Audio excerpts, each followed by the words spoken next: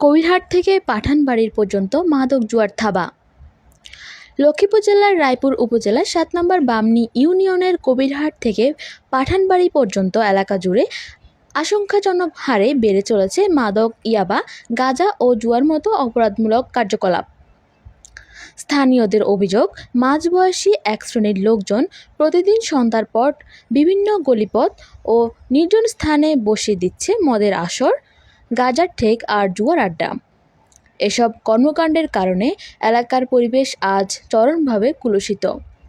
সাধারণ মানুষ ভীত, বিশেষ করে নারীরা ও স্কুল কলেজগামী শিক্ষার্থীরা চরম নিরাপত্তাহীনতায় ভুগছে। স্থানীয় যুব সমাজ ও সচেতন নাগরিকরা বলছেন, যদি এখনই এসব অপরাধ রোধে প্রশাসনিক ব্যবস্থা না নেওয়া হয় তাহলে পুরো ইউনিয়নের ধ্বংসের মুখে পড়বে।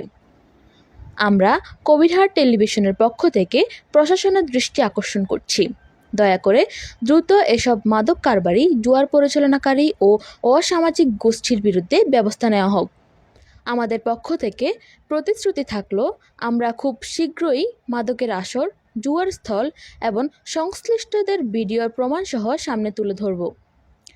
সচেতন সবার একটাই চাওয়া, কবিরহাট থেকে পাঠানবাড়ি পর্যন্ত অঞ্চল হোক শান্তিপূর্ণ, নিরাপদ ও মাদকমুক্ত।